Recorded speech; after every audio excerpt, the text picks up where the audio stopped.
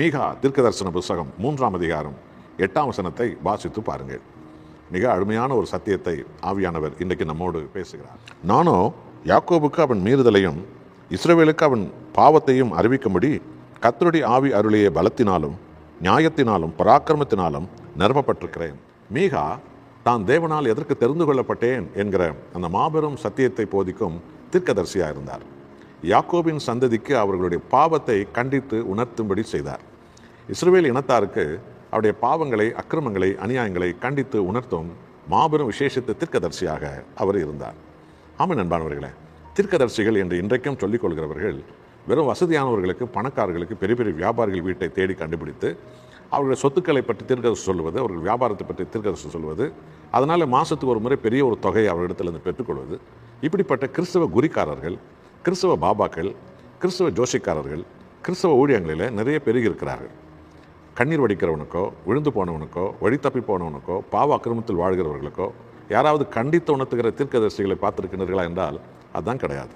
தமிழ்நாட்டில் இப்படி கிறிஸ்தவ குறி சொல்லும் தீர்க்கதரிசிகளும் லாப கணக்கை பார்த்து காசு எவ்வளோ வருமானம் வரும் என்று சொல்லி அப்படிப்பட்ட ஆட்களை தேடி போய் குறி சொல்லுகிற கிறிஸ்தவ பாபாக்கள் எல்லாம் தமிழ்நாட்டு ஊழியங்களில் நிறைய பேர் இருக்கிறதை நாம் காணலாம். ஆனால் பரிசுத்த ஆவியால் நிரப்பப்பட்ட தீர்க்கதரிசிகள் எல்லோரும் பாவத்தை கண்டித்து உணர்த்துகிறவர்களாக இருந்தார்கள். ஜனங்களை தேவன் பக்கம் திருப்புகிறவர்களாக இருந்தார்கள். ஆத்மா ஆதாயம் ஒன்றே அவர்கள் லாபமாக இருந்தது.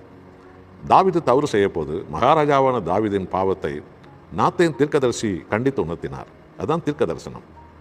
ஏரோது ராஜா தன் சகோதரன் மனைவியோடு வேசித்தனமான வாழ்க்கை வாழ்ந்த போது யோவான் ஸ்நானகன் ஏரோதின் பாவத்தை கண்டித்து போதித்தார். இன்றைக்கு கண்டித்து போதிக்கிற பாஸ்டர்கள் எத்தனை பேர்? பாதிரிமார்கள், பிஷப்மார்கள் எத்தனை பேர்? இல்லை. இன்றைக்கு எல்லாரையும் தடவி கொடுத்து எல்லாருக்கும் நீ அப்படி இருப்ப, நீ இப்படி இருப்ப, நீ அப்படி ஆகிடுவ, மேலே வருவ, உயர்ந்து போவ, இன்னும் நிறைய வீடு, இன்னும் நிறைய பணம் வரும் என்று சொல்லி பகட்டான வார்த்தைகளை பேசுகிறவர்கள் தான் இன்றைக்கி பெருகி இருக்கிறார்கள். அப்படிப்பட்ட இடங்களுக்கு தான் கூட்டங்கள் நிறையா போகிறது. கூட்டங்கள் எவ்வளோ போகிறது என்பது முக்கியமல்ல, எத்தனை பேர் மனம் திரும்பினார்கள் என்பது தான் தேவனுக்கு முக்கியமானது. ஆகவே மீகா, நான் பாவத்தை கண்டித்து போதிக்க, நான் இஸ்ரவேலருடைய தவறுகளை சுட்டிக்காட்டி மனம் திருப்ப பரிசுத்த ஆவியால் நிரப்பப்பட்டேன் என்று சொல்கிறார். நீங்களும் கூட மெய்யான மனம் திரும்புதல் அடைந்துவீர்கள் என்றால் உங்களுடைய குடும்பத்தினர், பிள்ளைகளை, கணவன் மனை உறவுகளை கூட அன்பாக ஒருவருடைய தவறுகளை சுட்டிக்காட்டி அவர்களை ஆண்டவராக இயேசுவின் சத்திய வழிக்கு கொண்டு வருவதில் நீங்கள் உண்மையுள்ளவர்களாக இருக்க வேண்டும். அதான் பரிசுத்த ஆவியானவர் நமக்கு கொடுக்கப்பட்டதின் நோக்கம். வெறுமனமே கைகளை அசைத்து கொண்டிருப்பதோ, சத்தம் போட்டு கொண்டு போய் கொண்டிருப்பதல்ல பரிசுத்த ஆவியானுடைய பணி. மனிதர்களை இருட்டிலிருந்து வெளிச்சத்து கொண்டு வருவது, அவர்கள் போகும் கோணலான வழிகளை அவர்களுக்கு கண்டித்து உணர்த்துவது, பிறகு அவர்களை சீர்திருத்துவது, கிறிஸ்துவனை கொண்டு வருவது, இதுதான் ஆவியானுடைய பணி. இந்த பணி செய்யும் உத்தம ஊழியக்காரிகளாய், உத்தம தாய், உத்தம தகப்பன், உத்தம அண்ணன் தம்பி